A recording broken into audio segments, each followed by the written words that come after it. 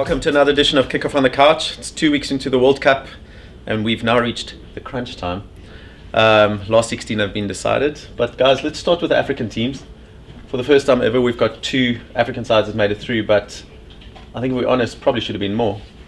Yeah, Ivory Coast threw it away, let's be honest. Ghana did have a tough ask, even though we were hoping that they'd be able to pull it off.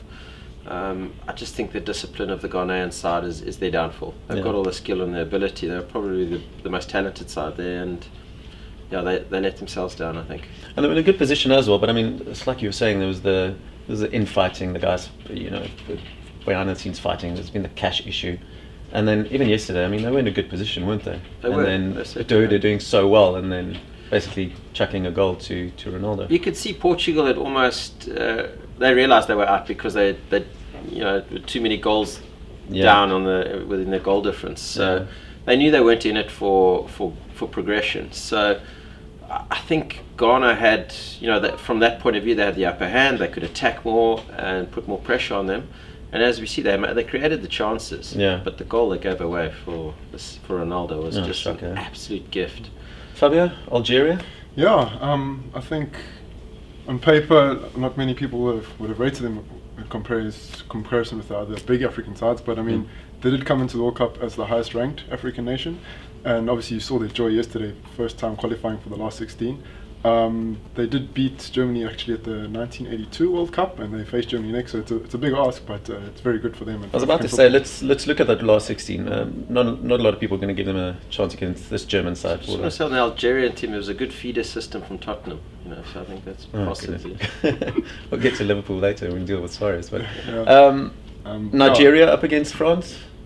What do we think? It's a tough game for Nigeria. I think France are playing well, and as I said at the start of the tournament, you don't know which French team's coming to. I bet you Nigeria would have wished for the French side of 2010. 2010, I think anyone would have enjoyed playing against them. But I do think this team has got good spirit. I think Deschamps is important. He's obviously got the control of these players, and he's got the respect. He's a winning captain. So I think the French side is really strong, and I think Nigeria are going to have a very tough game. But saying that, the Nigerians are physically strong. They might be able to ruffle some feathers, and the French, could get a little bit grumpy over that. Right. Let's look at some of the other last 16 games. To me, the one that stands out is the one on Saturday, which is the hosts up against Chile. I don't think we had Onele here the other day, and he was also under the impression it's not going to be straightforward for the Brazilians, is it? No, definitely not. No. I mean, Chile have proved their worth against the reigning champions, and they also came out of a tough group. And all South American affair. Obviously, we've seen 5 of the 6 South American teams have progressed through, and pretty unfortunate that they've all been paired with each other, because I mean, it's Brazil, Chile, and Colombia, Uruguay, and then the winner of those 2 play each other in the next round. Yeah. So we have a South American team guaranteed in the semi-final. But going back to Chile, I think they've proved themselves, and I think they're very familiar with the conditions there in South America, and I think they'll definitely do well and give the hosts a run for their money. Yeah, at the start of the tournament, I thought the 2 dark horse sides that we spoke about is Chile and Switzerland. Yeah. They both progressed. For me, Chile is the real danger side there. Yeah, I think they're quick, they're very fit, so they can play under the conditions as well. So even if it's a warm game, they'll be able to withstand the heat. Brazil play with 2 very attacking fullbacks, and Chile push high up the pitch. So the ball gets lost in that. When the ball gets lost in that area of the pitch, they can break with pace. And the Brazilians have been prone to lose the ball. I mean, of course, they've not been great. And I think with Alves and Marcelo pushing forward, it creates space for Chile to exploit. But it's now going to see, those 2 wing backs going to be pushing up as much as they normally do, which then kind of nullifies what their strengths are, because they're not the greatest of defenders. They're better at going forward. Absolutely. Another South American team, Argentina. I think some of the other teams are probably starting to get a bit worried that Messi's getting form. And it's just a matter of time before those guys start playing around him. Because I mean, he's sort of pulled them through, but and they come up against that team Switzerland that you've just mentioned. So I think it'll be a good clash. But I think Argentina, I mean, they've got the results, they've ground out the results. I think what you were saying earlier, or in another discussion, is even if you're not playing well, as long as you're getting the results, that's a team that's going to win the World Cup. And Argentina, I don't think have yet hit their stride. Obviously, Messi with fantastic goals, take nothing away from him. And obviously, he leads the Golden Boot race with, I think, Neymar and Müller on 4 goals. but I don't think the actual team has gelled as a whole, and I don't think they've actually hit their peak. But my prediction would be that, you know, even a slow start to the tournament, they can get going and then really prove their worth in the latter stages of the tournament. I think Sergio Aguero though picked up an injury in the last game. I'm not sure.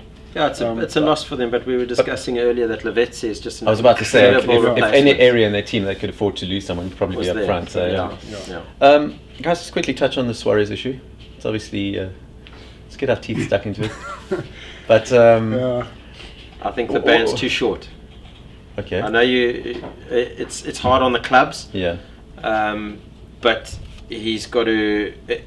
There are young kids watching this around the world. The example needs to be set properly. For me, he should be out for a year at least. You, Fabio? I think so. Well, obviously, it affects me a bit personally because obviously I got the back end of that being Italian. But yeah, definitely more like a shoulder end, unsportsmanlike behaviour and definitely shouldn't be tolerated. Yeah, I just think we were talking about it earlier in the office here, is that FIFA are sort of missing a trick here, because what they should be doing is included in this disciplinary action is he needs to be going for some sort of a course or psychiatric help or something, because to do it once is like, okay, it's a bit dumb. 2, you just go, okay, you're stupid, but 3 times? Yeah. No, there's no He's question. got a problem though, doesn't he? Well, it needs to be set up. I mean, he's obviously got anger management issues, and it's the red mist that comes up, and I don't think he definitely doesn't think about it before reacting. So it's something that stems back from childhood somewhere. You know, I think they've got to try and unpack that, because it's a big issue. And the problem is we all love watching him play. He's magical to watch, and then football loses out because of the crazy things that he does. But he's got to go and get some psychiatric help, I'm afraid. All right, cool, gents. Thanks so much. By the way, just remember that the round of 16 predictions is open in the Kickoff Predictor. You have until Saturday around about 5 o'clock to make a prediction, so get yours in.